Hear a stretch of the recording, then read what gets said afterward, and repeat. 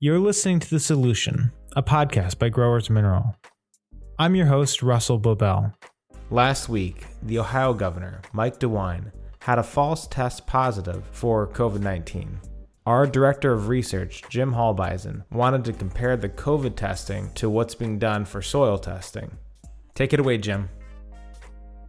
Yeah. Basically, what I'd like to talk about today is the COVID testing that we're seeing nationally. And here in the state of Ohio, just recently, we had a little bit of issue with it because President Trump made a visit to the Whirlpool washer plant in Clyde, Ohio. And the governor, Mike DeWine, was supposed to meet the president at the Cleveland airport and was notified that he had received a positive test for COVID-19. And with that, that's standard procedure when you're with the president. So at that point, Mr. DeWine went back to Columbus so that he wouldn't expose the president to the COVID test. Well, then he retook the COVID test 19 hours later and basically came back negative. And then they immediately ran another test, and that was also negative. And the point that I would like to make with this is that as a company at Growers, we run into the soil testing dimension all the time when they are afraid that we're not applying enough fertilizer to the land, that their soil tests are going to start to slide down, and eventually they're not going to have enough nutrition to actually feed the plant. And what we've tried to tell farmers since 1955 is that the soil test is only an indicator. It's not a true barometer of what is actually available in the soil to the plant. And that's the point that we want to make with this COVID testing. You're basically trying to test a microbiological species of some sort and predict whether it's active in an individual's body. And see, with soil testing, you're trying to measure nutrients, and we don't argue that the measurement of the total nutrient may possibly be there, but the big question is how much of that is available. And what we're learning in agriculture is that availability of minerals in soil are directly related to the biological activity in the soil. So we feel that soil test can be a little misleading as far as what nutrients are actually available. And the COVID false positives are pretty well substantiating that, in my opinion. So I wanted farmers to start thinking about how important the soil test really is.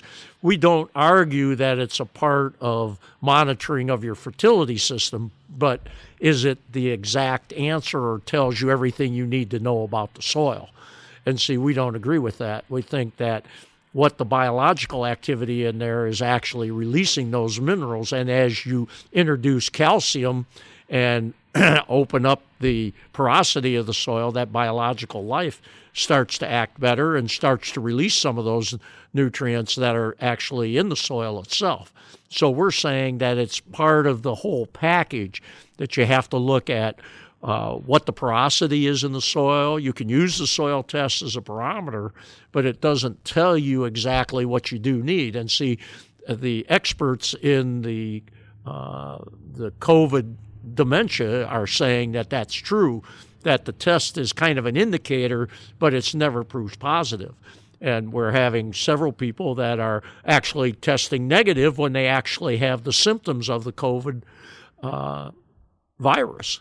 And see, this creates a very serious issue when you try to put your total confidence in the test alone. You need to use other parameters for that measurement. And part of that soil test that we always struggle with is the pH. When we suggest to farmers that you need a certain level of calcium on the exchange complex, the idea is from the establishment that it's going to automatically elevate pH to a level that is not sustainable for fertility. And see, the pH test itself has some incongruities with it and what it is actually measuring. So if the soil test itself is related to that biological activity, that pH may not be telling you exactly what the pH of that medium is. Actually, we received or read a published article in Biodynamics in March of 2020 where the gentleman was actually saying that the pH test is not designed for a non-liquid medium. It's used very effectively in human medicine because you're measuring blood chemistry, but that's a liquid media. And see, the actual founder of the pH test said that really, other than the blood media or total liquid media is the best way to use pH, something like the oceans might be comparable. A aqueous solution like a soil, the pH may not be very valid at that point. And so these charts that many farmers see that say you need to be in this pH range to have certain availabilities, they are saying may have some problems with it. And this is something that growers has mentioned since 55. So again, soil testing is a assistant or something to help you with, but it is proof positive of nothing as far as your soil is concerned. You need to use it with other tests to make a judgment on how the fertility in your soil is actually acting for the uptake of the crop. And kind of the baseline understanding I have of the COVID test, it's not, when you say COVID test, there's not one COVID test. There's, I don't know how many, but Ohio does it one way, DC probably does it a different way. And so, if you translate that over to the soil test side of things, is there one soil test they're doing? Or that's a very good point, Russ. The soil test, the extraction methods vary tremendously within the industry. They've tried to make it uniform, but that has not been accepted by everybody because they feel that one method is better than the other, like you're saying with the COVID test. And so the farmer, whatever test he is using, depending on where the source is, has to know something about that particular test to know exactly what it's showing them. So we have always said, when you do the soil test, find out what the crop's doing and then make the soil test fit the crop. Don't make the crop fit the soil test. And see, we think that's still valid today. So do you still recommend the soil test, but don't use it as, the gospel? That's right. Correct. That's right. The soil test is an indicator. When we work with guys in the South, particularly on the coastal sands, we see that the amount of NP and K mineral that's in the soil is significantly less. So they may need to add some in that particular soil. Whereas you get in the flat black of northern Illinois, you have tremendous levels of NP and K in that soil. And your goal there is to just make that available. So again, the soil test is a starting point, but don't let it limit your strip test work. In other words, if you think that you have plants that are indicating that you're short on calcium, still apply it and see what the plant has to say about it. That's really your final answer, just like the human species.